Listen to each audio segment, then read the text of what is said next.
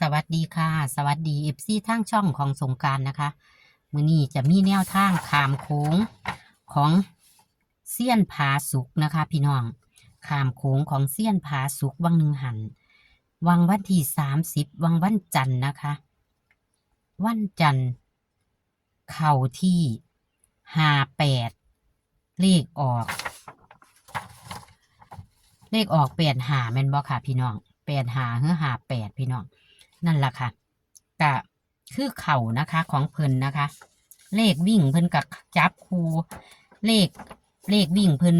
เข่าหาแต่เลขในตารางเพิ่นจับคู8558เลยค่ะพี่น้องนี่ค่ะ ตัวเลขแนวทางของพอเซียนผาสุกนะคะ30บ่ผิดหวังค่ะพี่น้อง8558นะคะอ้าวคลิปนี้นะคะก็จะพาไปตามแนวทางของเพิ่นในงวดประจำวันที่1เมษายน69เป็นข้ามโขงเด้อค่ะพี่น้องจะเป็นตัวใดนั้นเฮาไปรับชมรับฟังเสียงสัมภาษณ์ระหว่างแอดกับพอเซียนผาสุกได้เลยค่ะโลกแวดสวัสดีครับค่ะสวัสดีค่ะอันนั่นโทรไปรบกวนแอดนะคือว่าแอดจะยากอยู่เพราะว่าแอดก็ขายของเนาะค่ะคือว่างานนั้นเลขมันก็รู้สึกว่าเขาอยู่ได้น้อยแอดเนาะเลขต่างแดนเพิ่นเนาะมันออกตัวใดเนี่ยค่ะบ่ได้เขาเบิ่งปานใดเลขมันออกแล้วนี่มันออก071585มันออกเลขหามนะแอดผมให้ไปรู้สึกว่ามันมีเลขไหนก่อนล่ะผมให้ไปหันมันนี่เป็นวันที่เท่าใดค่ะที่ให้มาวังหันวันที่30วันจันทร์ผมเด่น9กับ5นะมันมี58อยู่ดอกอยู่58หรือ85นี่ล่ะที่หันมันออกแค่มันออกตัวใดค่ะมันออก1585 15เป็นเลขล่าง1585ครับ85เลขบนรู้สึกว่าถือเลขบนนั่นล่ะแต่ว่าสิเป็นตัวกลับคือโอ้พี่น้องผมให้บ่เห็นอยู่ค่ะแต่ว่าการผมว่ามันอยู่ในสมุดบันทึกผมก็มีไว้เป็นลำดับอยู่มันออกอยู่แม่นบ่ค่ะครับเลขล่างผมให้ไป60 61 39เนาะค่ะ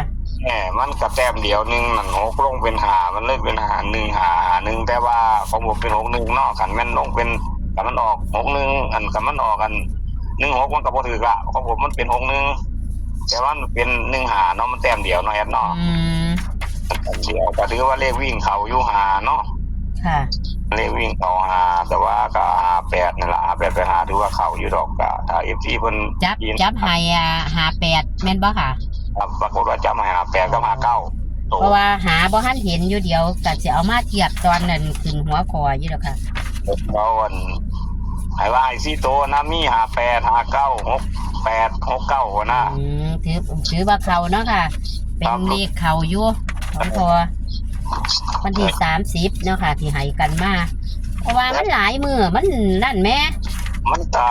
เรียกหลายอันนี่มันเฮาจำบ่ได้ดอกแอดค่ะเลยจำบ่ได้ไหมค่ะเพราะว่ามันเรื่องเฮ็ดของรัฐบาลไทยนั่นแหละเกิดมันพลาดกะจักสิว่าจังได๋เนาะเฮาบ่เป็นผู้หมุนเนาะค่ะเดี๋ยวเป็นผู้คำนวณกะพี่น้าเพิ่นเอาว่าเลขก็ตามตำรามันก็คือเคยคุยกันฟังนั่นล่ะบางครั้งมันก็เข้าต่อเนื่องอยู่อันนี้ก็ขอให้เข้าต่อเนื่องเนาะแอดเนาะค่ะเรื่องมาเข้าแล้วเนาะค่ะบานนี้FC เพิ่นได้แต่ว่าเลขวิ่งมันก็บ่หลุดมาหลายงวดแล้วล่ะคันว่าคันผู้ใดเพิ่นชอบเลขวิ่งเอาไปวิ่งเลยนี่มีโอกาสได้มันเอาไว้เพราะว่าเลขนั่นมันมีเลขติดมานำหลายงวดแล้วเลขเก่าก็ค่ะนี่เลขมันได้บุญแท้มันติดมาตั้งแต่หลังจากตีมันออกกัน310แล้วมันก็ติดเก่ามาเนาะ2-3งวดมาแล้วมาเปลี่ยนเป็น8ว่างวดนี้นั่นเลขไทยเฮากับเลขต่างแดนมันก็เกือบคือกันคักแท้บัดมันออกมือเดียวกันพร้อมผมย่านมันอยู่ในนี่ล่ะมันก็เกิดเป็นเลขตัวเดียวกันได้แอดค่ะเฮ็ดแล้วเป็นเลขตัวเดียวกันแม่นบ่ค่ะคำนวณแล้วมันได้วิ่ง8กับ9เนี่ยเลขไทยที่ผมให้ไปน่ะก็คือ8กับ9คือกันเนาะแอดเนาะก็ทั่วๆจังน้อยก็น้อยแอดเนาะอาศัยว่า FC เพิ่นจะได้เข้าใจเนาะค่ะบางทีถ้าเพิ่นเบิ่งเลขไทยกับเลขลาวแล้วห้วยเอามาซื้อเป็นเลขลาวก็ได้ทั่วเลขไทยนี่ฮะเพิ่นชอบไปจังซั่นว่าเพราะว่า อันงวดเมื่อกี้นี่ผมให้ไปอันผมเป็นงวดดอกงวดนี่ละวันที่1เนาะมันบ่ทันแต่เล่ากันเทื่อไปแต่เลขวิ่งน่ะไปอยู่เกือบทุกงวดนั่นล่ะวิ่งนั่นแต่ว่าบ่ทันได้จับคู่บ่ทันไปกับโตมีสิทธิ์ออกไทยเฮาอยู่ดอกผมให้ไปนั่นเนาะในไทยเฮาเนาะด้วนจักหน่อยเนาะ ค่ะอันมันมีเลขกันในตารางก็ได้เลขวิ่งกันนั่นล่ะมี890แล้วก็345ผมเด่นไว้8กับ9วันนี้ผมจับคู่ไว้ผมมานัก3แม่นบ่30 30แล้วก็33แล้วก็80 83จับไว้4ชุดผมก็เน้น30กับ83เลขของไทยได้นี่อันนี้ของต่างแดนวันนี้นั่นผมจับมาแล้วน่ะมันได้วิ่งเลข6โตที่เป็นเลขวิ่งกันมันมี7 8 9วันนี้แถวบนแถวล่างมี012แถวบนนี่หยังก็ค่ะแถวล่างมี012โอ้บันทึกแล้วนี่แถวบนไหมค่ะจะเขียนเลยล่ะค่ะโอ้เขียนเลยบ่เนาะเอาตอนน่ะอันแถวบนมี7 8 9 7โอ้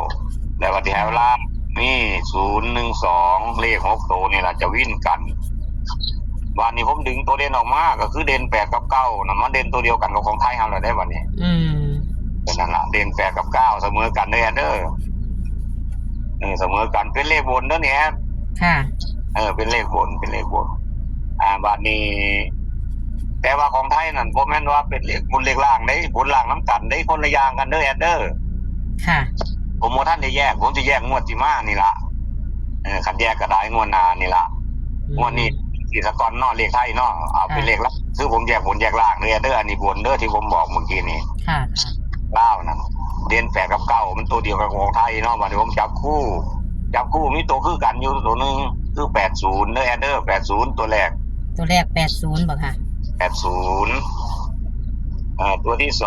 90ตัวที่3 81ตัวที่4 91นี่ล่ะ4หางนี่แหละค่ะ4หางแล้ววันนี้ผมเที่ยวนี้ผมจะให้ตัวกันนำเด้อตัวนึงมันคันนี้แห้งนะแอดค่ะตัวกันตัวนึงเป็นเฉพาะกันเลขบนเด้อบ่น่าเกลียดดอกติเนาะค่ะกัน98ตัวเดียวเฉพาะเลขบนเด้อค่ะวันนี้ก็เลขนั้นสีหางนั่นก็เน้นนี่ล่ะ80กับ90แอด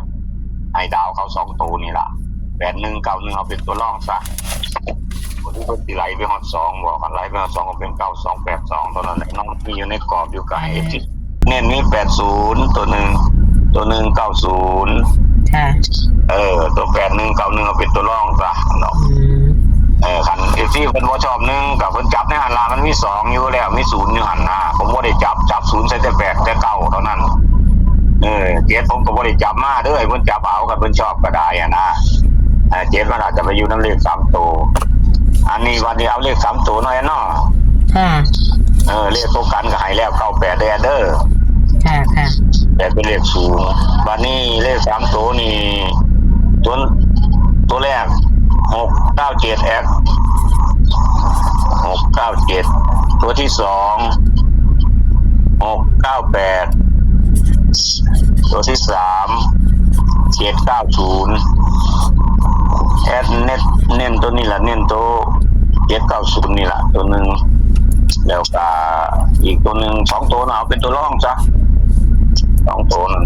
เลข3ตัว2หางเป็นตัวรองก็เอา790นี่ล่ะค่ะเลขบนแล้วเด้อค่ะ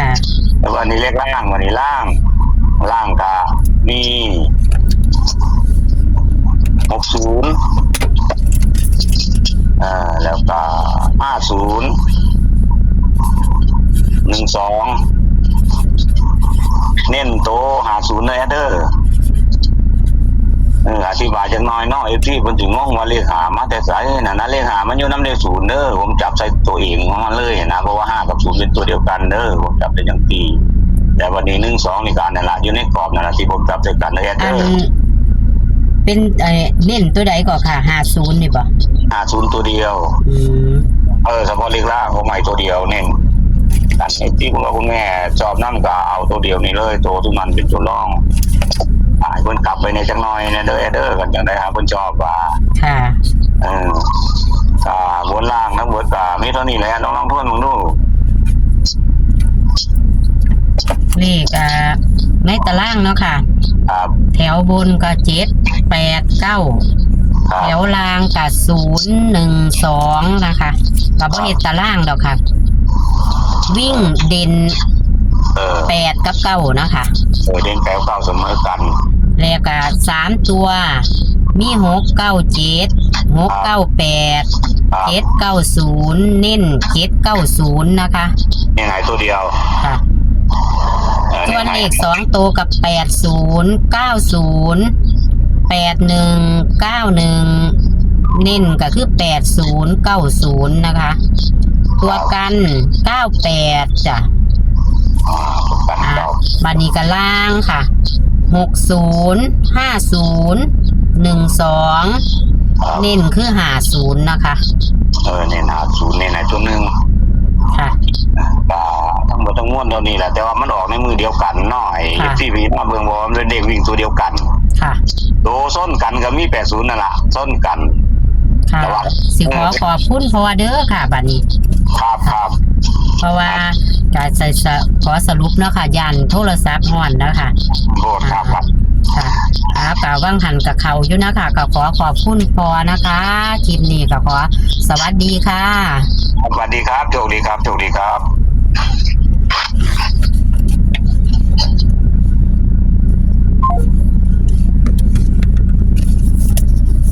นี่แหละค่ะพี่น้อง FC ปอเซียนผาสุกค่ะ ตัวเน้นๆ3ตัวหางเดียว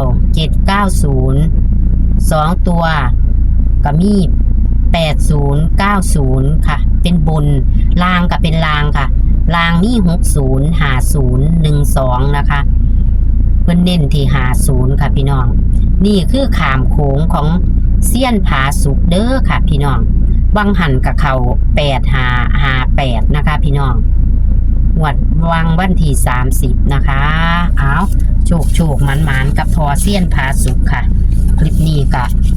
ขอให้โชคให้หมันนะคะมืออื่นนะคะ มันจะออกพร้อมกันเลยนะคะคลิปนี้ก็ขอสวัสดีค่ะ